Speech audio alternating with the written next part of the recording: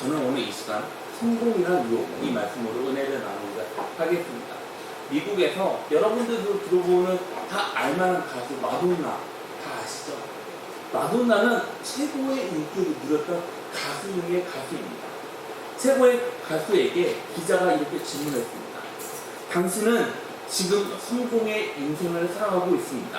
그저 마돈나가 성공은 저에게 엄청난 의지를 가져다 줍니다. 성공은 저한테 있던 끔찍한 열등감을 극복할 수 있도록 도와줬습니다. 열등감을 깨면 전 특별한 사람이 될 수밖에 없습니다. 그런 상태로 무대에 서면 저는 평범할 재미없습니다. 이게 반복됐습니다. 저에게는 아찔한 두려움입니다. 그게 늘 저를 몰아가고 또 몰아갑니다.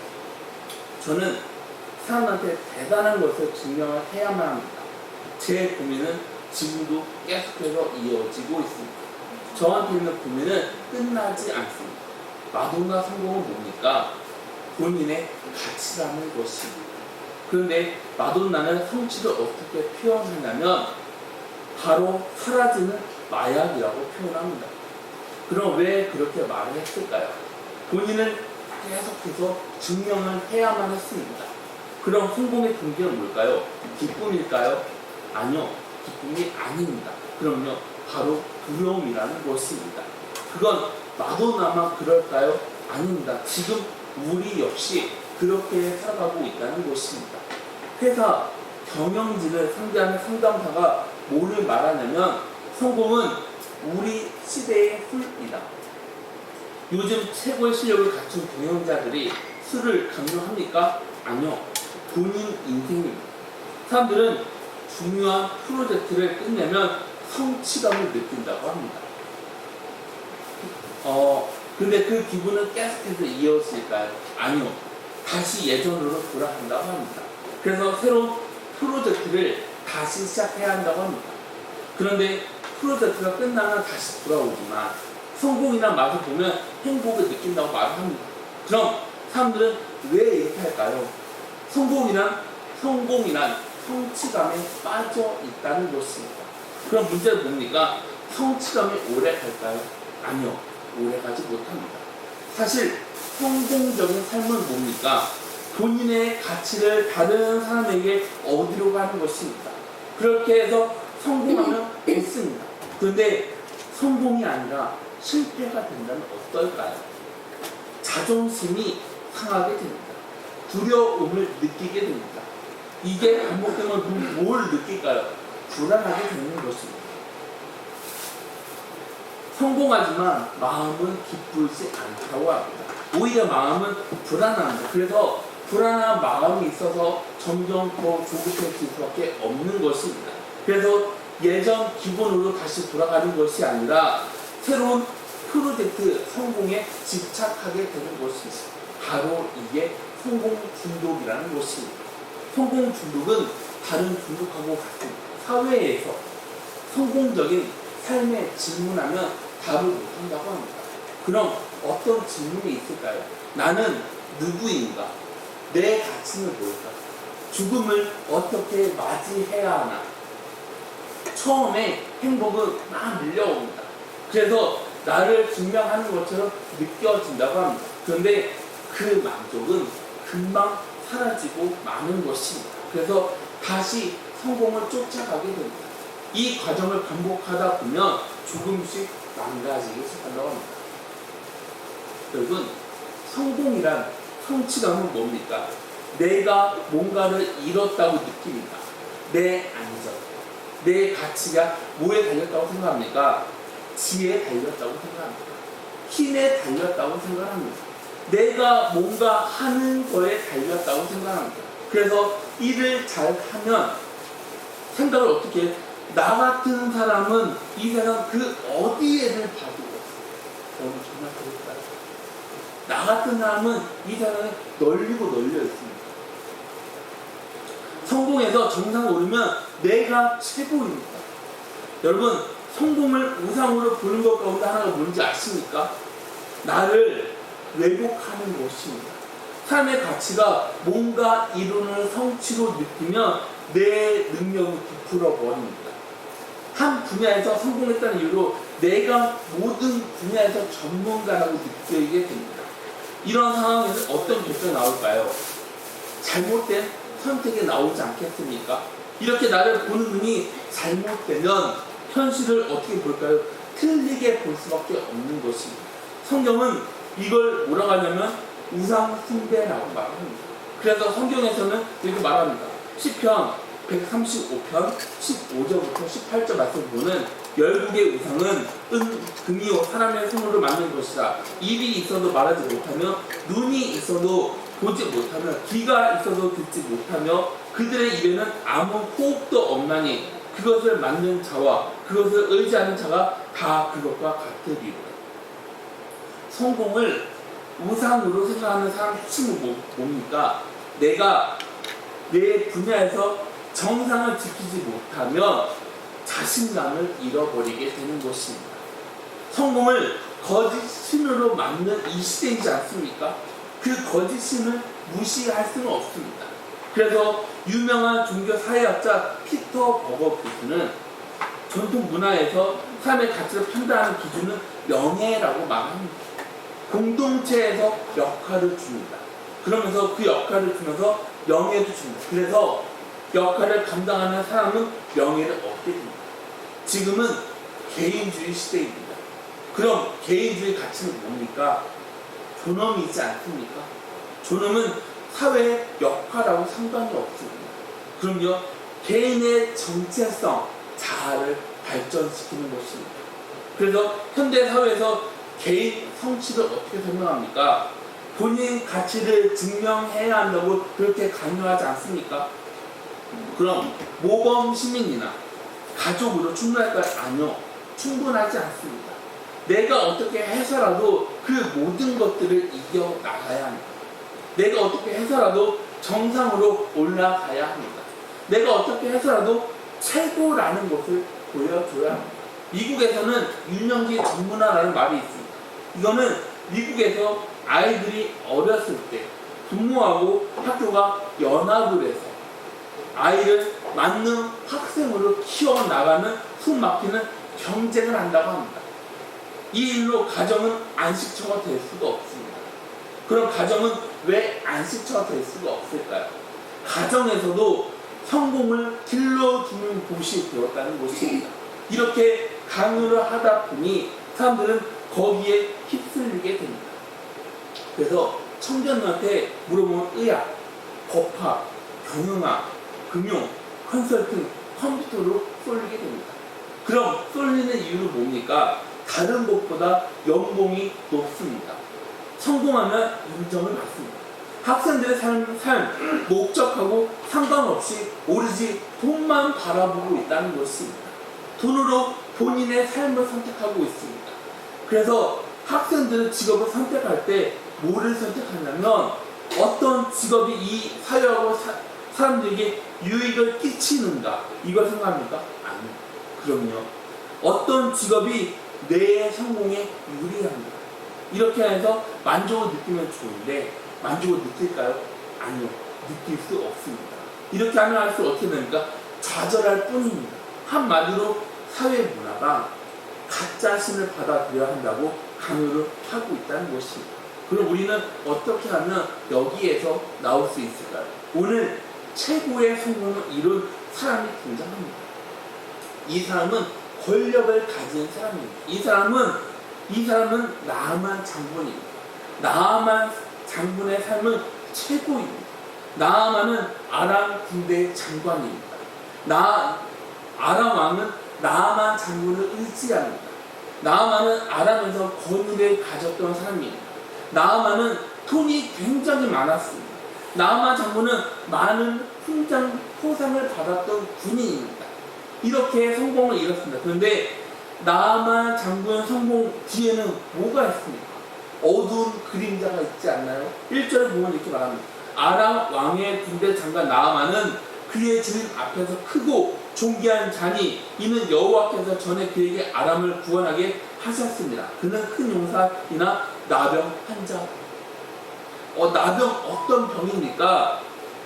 치명적인 병이지 않습니까? 나병은 천천히 불구가 되어집니다.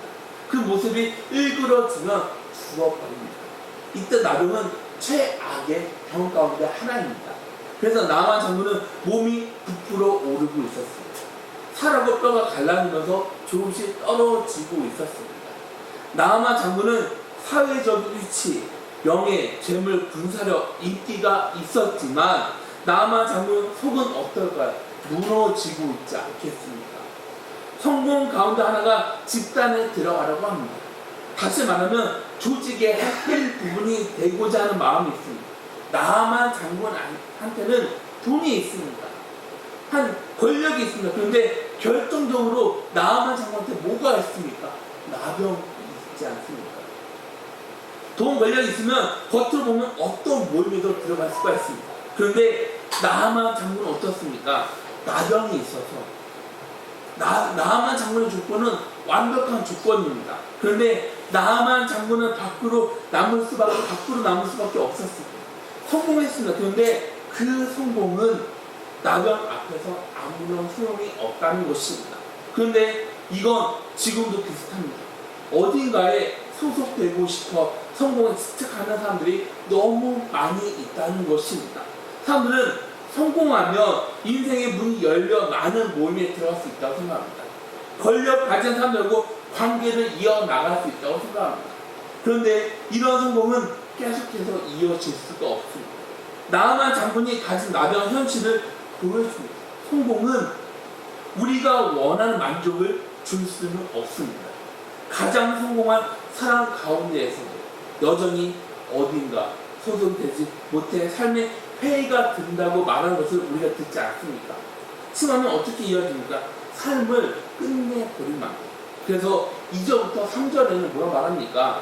전에 아람 사람이 때리죠. 나가서 이스라엘 땅에서 어린 소녀 하나를 사로잡으매 그가 나아만의 아내에게 수종 들더니 그의 여주인에게 이르되 우리 주인이 사마리아에 계신 선지자 앞에 계셨으면 좋겠나이다.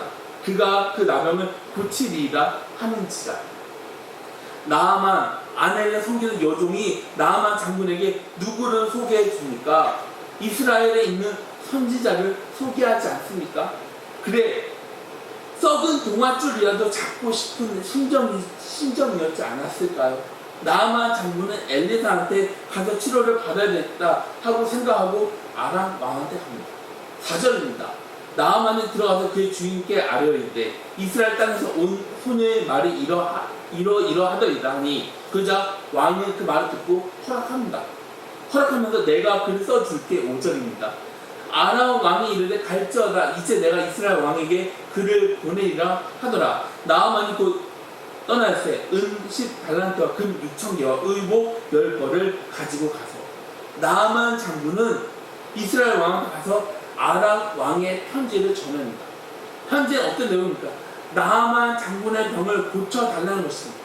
6절에 이스라엘 왕에게 그 글을 전하니 일렀으되 내가 내 신하 나아만을 당신에게 보내오니 이 글이 당신에게 이르거든 당신은 그의 나병을 고쳐주어서 하였더라. 이스라엘 왕은 아람 왕의 보낸 글을 받습니다. 나아만은 기대합니다. 이제 나는 깨끗하게 될 거야. 이제 나는 치료될 거야. 그래서 나아만은 치료가 확정됐다고 그렇게 생각했던 게 아니었을까요? 나아만은 내가 이렇게 성공을 이뤘어. 내 성공이 모든 문제를 해결할 수 있어. 이렇게 생각합니다. 그런데 여기에 나아만은 모르는 게 있습니다. 그게 뭡니까? 병은 사람이 치료하는 게 아닙니다. 병은 하나님이 치료해 주는 것입니다. 이스라엘에서 잡은 종이 주인에게 뭐라 말합니까? 3절 그의 주인에게 이르되 우리 주인이 사마리아에 계신 선지자 앞에 계셨으면 좋겠나이다. 그가 그 나병을 고치리이다 하는지라. 어떤 말이에요? 선지자한테 가라는 것입니다. 가는데 아무것도 없이 그냥 가? 이건 나아만 장군 생각하고 맞지 않습니다. 그래서 나아만 장군은 어떻게 합니까? 엄청난 것을 가지고 갑니다. 아람 왕의 편지를 가지고 이스라엘 왕한테 가지만 이스라엘 왕은 나아만을 반가워하지 않습니다. 7절입니다. 이스라엘 왕이 그 글을 읽고 자기 옷을 찢으며 이르되 내가 사람을 죽이고 살리는 하나님이냐? 그가 어찌하여 사람을 내게로 보내 그의 나병을 고치자 하느냐. 너희는 깊이 생각하고 저 왕의 틈을 타서 나와 더불어 시비하려 함인 줄 알라 하니라. 나아만 장군하고 아람 왕은 우리 종교, 이스라엘 종교가 같다고 생각합니다. 이때 국가 지도자들에게 종교는 뭡니까? 바로 통제 수단이라는 것입니다. 종교 원리는 뭐예요? 사람이 착한 행동을 하면 복을 준다. 신하고 가장 가까운 사람은 이 사회에서 뭐예요? 바로 성공한 사람들이라는 것입니다. 높은 자리에 있는 사람들이라는 것입니다. 그들은 신의 마음을 얻기 위해 무단히 노력한 사람들입니다. 그래서 우리가 구하면 구하는 대로 받을 수 있다고 생각합니다. 그래서 신은 성공한 사람들을 통해 일합니다. 그래서 나아만은 누구한테 갑니까? 이스라엘 왕한테 받지 않나요?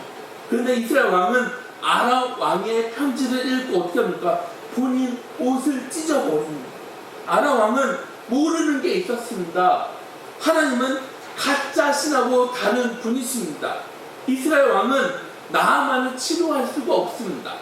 하나님은 사람이 해달라고 해서 움직이는 분이 아닙니다. 많은 돈을 들여도 제사를 아무리 많이 해도 하나님은 움직이지 않는 분이십니다. 다른 종교 신들은 사람이 하기 나름이지 않습니까? 사람이 정성을 보이면 신은 우리가 하는 것을 보고 갚아준다고 생각합니다. 그런데 이스라엘 하나님은 그런 하나님이 아니십니다. 하나님은 가짜 신이 아닙니다. 하나님은 진짜 중에 진짜이신 분이십니다.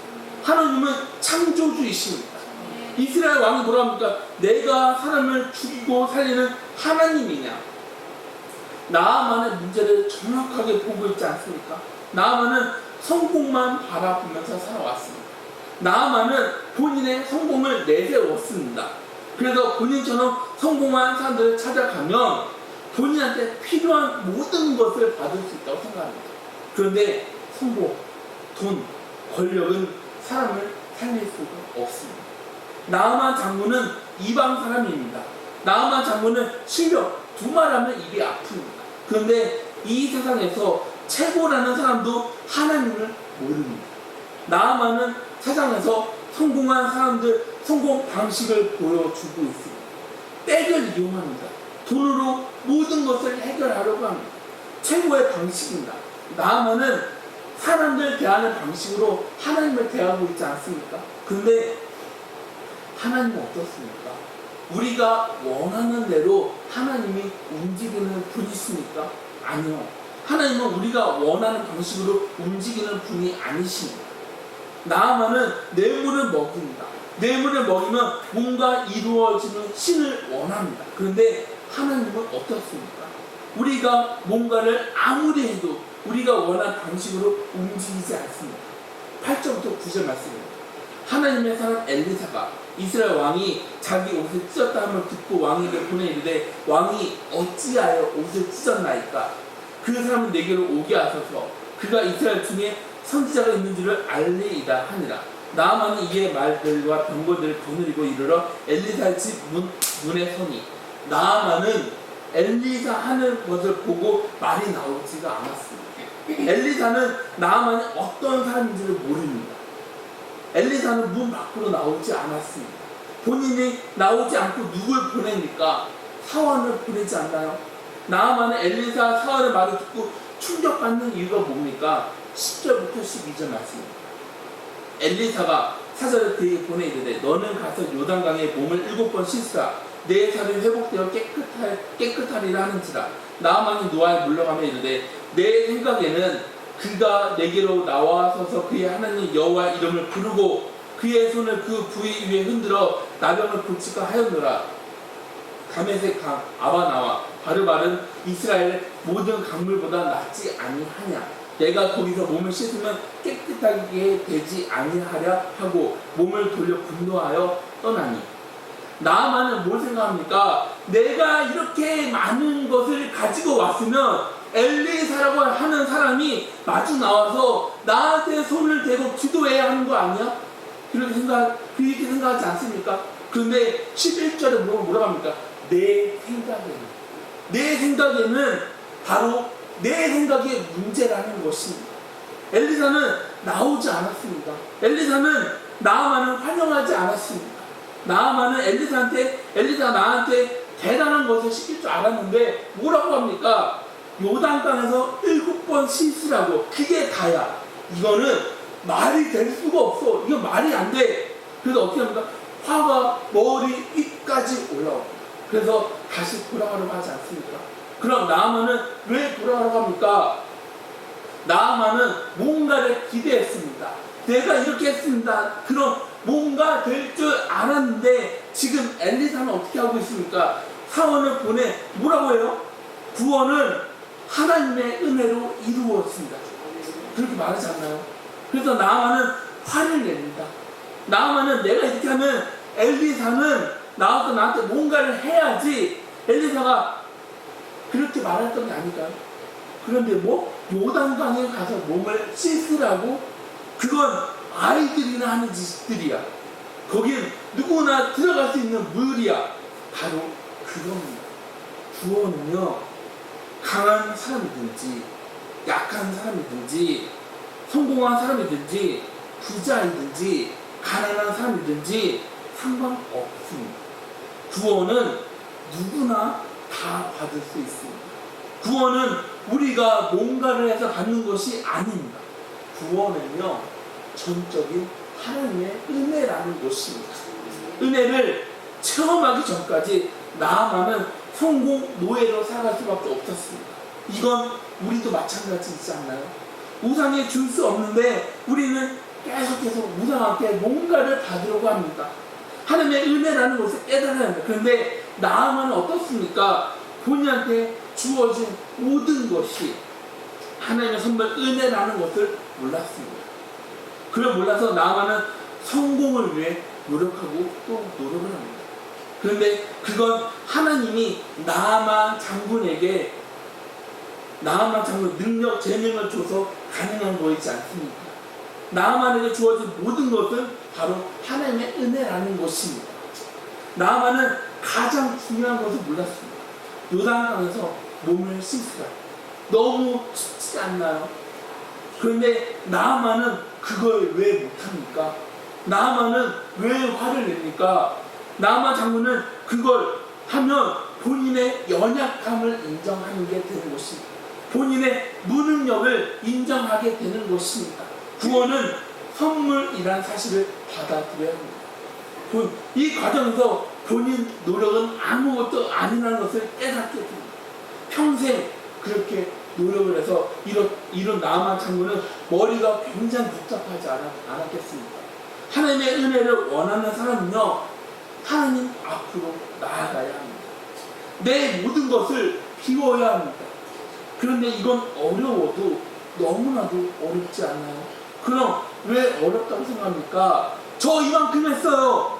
제가 한 거 하나님은 다 알고 계시죠? 그런데 하나님은요, 우리가 한 일이 아니라 하나님만 의지하기를 원하신다는 것입니다. 하나님만 바라보시기를 원하신다는 것입니다.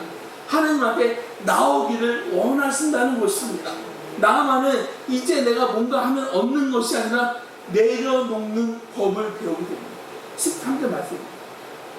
그의 종들이 나와서 말하이르되 내 아버지여, 선지자가 당신에게 큰 일을 행하라 말하였더라면 행하지 아니하였으리이까 하물며 당신에게 이르기를 씻어 깨끗하게 하려 함이리이까 하니, 하나님의 구원은 우리한테 뭔가를 요구하지 않습니다. 그럼 왜 요구하지 않아요? 그건 예수님이 우리를 위해 한 일을 보라는 것입니다. 예수님은 우리를 위해 모든 걸 다 해주셨습니다. 그래서 우리는 뭘 하지 않아도 됩니다. 하나님 품으로 나가면 되는 것입니다. 주님은 모든 것을 다 해주셨습니다. 그래서 우리는 그분의 이룬 일을 믿어야 하는 것입니다. 주님은 우리를 위해 한 일을 우리는 감사하면서 살아가야 하는 것입니다. 주님 한 일을 우리는 받아들여야 합니다. 그때 우리 안에 있는 중독은 없어지게 됩니다. 뭔가를 해야 성공할 수 있다는 생각은 그때 무너지게 되는 것입니다. 나아만 장군은 지금 그걸 합니다. 나아만 장군은 마음을 낮추고 요단강으로 들어갑니다. 14절 말씀. 나아만이 이에 내려가서 하나님의 사람 말대로 요단강에 7번 몸을 잠그니 그의 살이 어린 아이의 살같이 회복되어 깨끗하게 되었다. 성경에서 말하는 구원은 우리가 원하는 성공을 무너뜨립니다. 나아만 장군이 병고침 받는 상황을 한번 보세요. 오늘 본문 초점은 누구한테 맞춰져 있습니까? 나아만 장군입니다. 그런데 나아만 장군의 병에서 회복되는 과정에 쓰임받는 사람들 한번 보시기 바랍니다. 그럼 하나님은 누구를 들어 사용하십니까? 부자들을 들어서 사용합니까? 아니요. 왕을 들어서 사용합니까? 아니요. 그러면 강력과 힘을 가진 사람들을 들어서 사용합니까? 아니요. 그럼 누굴 들어서 사용합니까? 바로 종입니다.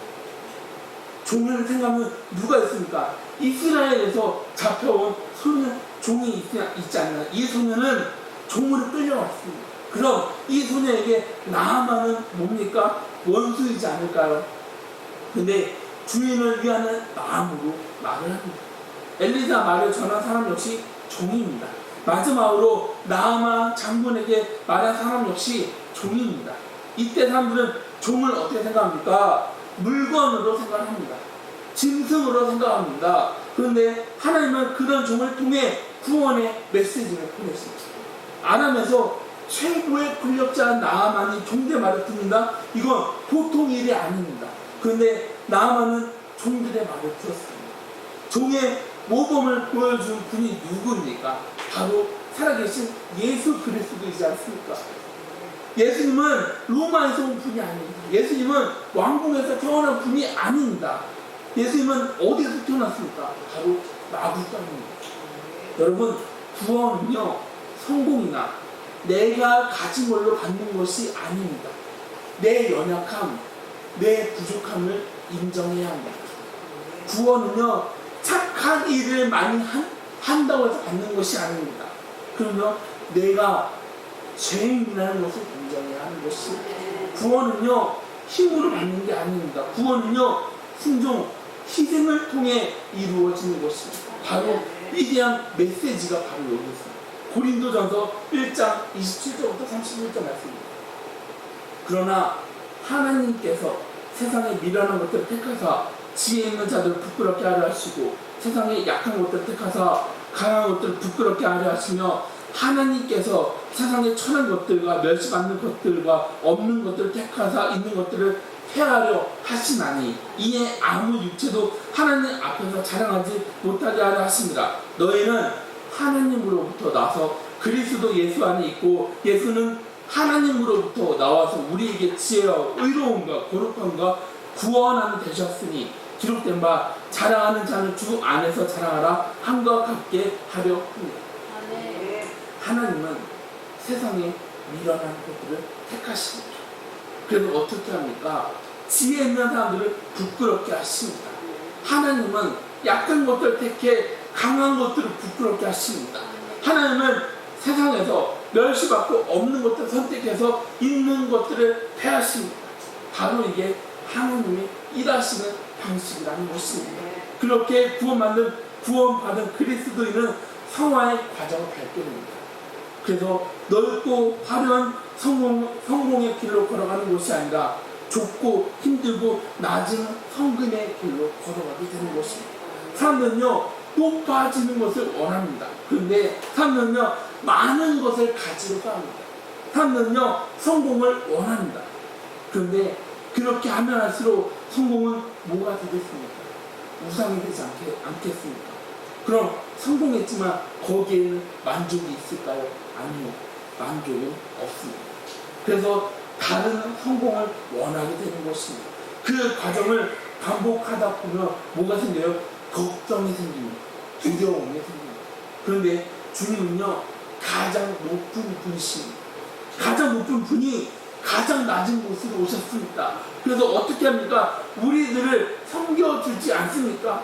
우리에게 생명을 주셨습니다. 그래서 성경에는 뭐라고 말합니까? 마태복음 20장 27절부터 28절 말씀입니다. 너희 중에 누구든지 으뜸이 되고자 하는 자는 너희의 종이 되어야 하리라. 인자가 온 것을 섬김을 받으려 함이 아니라 도리어 섬기려 하고 자기 목숨을 많은 사람들의 대속물로 주려 함이니라.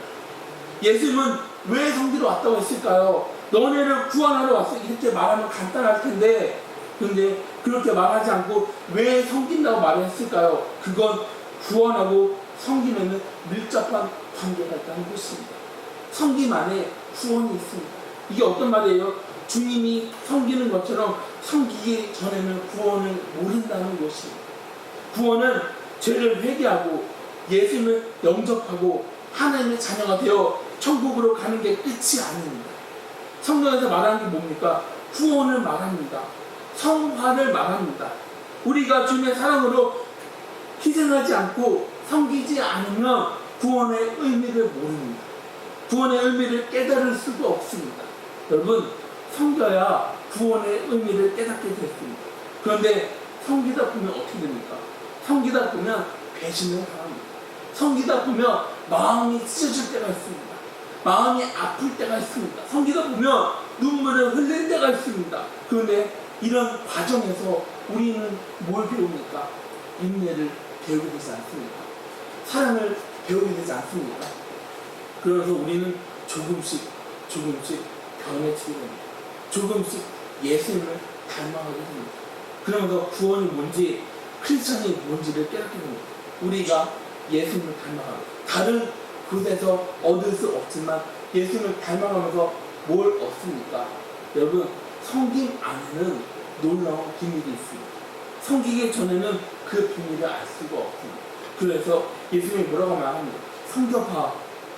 우리 가운데 영원히 살아갈 수 있는 사람은 한 명도 없습니다. 우리는 언제가 하나님 앞에 서게 됩니다. 그건 오늘 밤에도 그럴 수 있습니다. 내일 갈 수도 있습니다. 다음 달에 갈 수도 있습니다. 내년에 갈 수도 있습니다.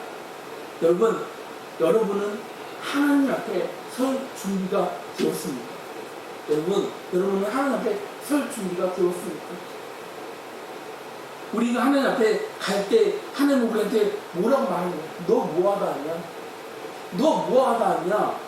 이렇게 부르면 우리는 뭐라고 대답하겠습니까? 제 마음대로 살아왔습니다. 제가 하고 싶은 대로 살아왔습니다. 이 세상에서 누리고 싶은 거 다 누리면서 살아왔습니다. 제 고집을 내세우면서 살아왔습니다. 제 방식을 말했는데 그걸 받아들이지 않으면 화를 내면서 살아왔습니다. 제 중심적으로 살아왔습니다. 이렇게 말할 수가 없습니다. 우리가 이렇게 말하면 하나님은 우리한테 뭐라고 말할까? 야, 내가 너한테 맡긴 사명을 어떻게 해? 여러분, 하나님이 우리한테 내가 너한테 맡긴 사명 어떻게 했냐고 물으면 여러분은 뭐라고 대답하시겠습니까? 하나님이 저한테 맡겨주신 사명을 감당하지 못했습니다. 그런데 하나님이 저한테 붙여준 사람들을 섬겼습니다. 이렇게 하면 하나님은 우리한테 뭐로 말할까요? 잘했다, 착하고 충성된 종. 이런 칭찬을 듣지 않겠습니까? 지금 내 상황이 이스라엘에 잡힌 어린 소년 종처럼 비참하다고 생각되지 않습니까? 혹시 내 상황이 다른 사람의 일을 하는 종이라고 생각하십니까? 사람들의 기분을 맞춰야 합니다. 상대방이 화가 나는 상황에서 화를 가라앉혀야 되지 않습니까? 그런 종의 상황이라 할 수가 있습니다. 여러분, 그런 상황이 있더라도 낮은 사람을 쓰는 하나님만 바라보면서 살아가시길 바랍니다. 낮은 위치에서 사랑과 희생으로 섬긴 예수님을 생각하시길 바랍니다. 우리가 그렇게 살아갈 때 우리의 삶에는 놀라운 일이 일어나게 됩니다. 지금이 나를 이곳에 둔 하나님의 목적은 분명하게 있습니다. 그건 다른 게 아닙니다. 바로 나를 통해 이루려고 하는 하나님의 뜻이 있다는 것입니다. 그게 바로 저와 여러분에게 지금 하나님의 사명이지 않을까요? 그 사명을 다하려면 우리는 매일같이 섬겨야 되지 않겠습니까? 매일 나를 죽이고 내 십자가를 져야 되지 않겠습니까?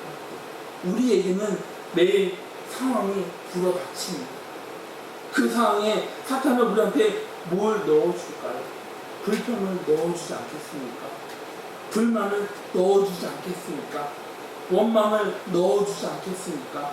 근데 여러분, 우리가 어려운 상황에 있어도, 우리가 절망스러운 상황 가운데 있어도, 우리가 낙심되는 상황 가운데 있어도, 그런 상황이 있지만 우리는 사탄이 넣어주는 썩은 동아줄을 잡는 것이 아니라 항상 살아계신 예수 그리스도만 의지해 나아가는 저와 여러분들이 다 되시기를 주님의 이름으로 축원합니다. 다 같이 기도하시겠습니다.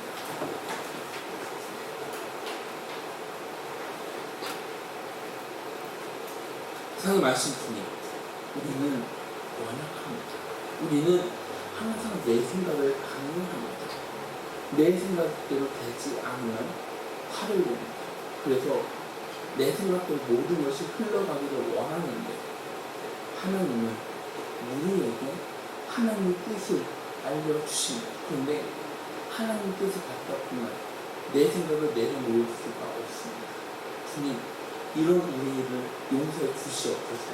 아버지, 우리가 내 모든 것들을 내려놓고 하나님 아버지 뜻에 순종해 나아갈 수 있도록 아버지 주님께서 인도해 주시옵소서. 그래서 우리가 그 어떤 상황 가운데 있어도 살아계신 예수 그리스도 주만 의지해 나아가길 간절하게 기원합니다. 주님, 우리 모든 것이 중요한 게 아니라 바로 살아계신 내 구주이신 예수님이 우리 그 어떤 것보다 우리 생명보다 너무나도 귀하십니다. 주님, 우리가 늘 오직 주님만 바라보면서 살아갈 수 있도록 아버지 주님께서 인도해 주시옵소서. 예수님 이름으로 기도드렸습니다.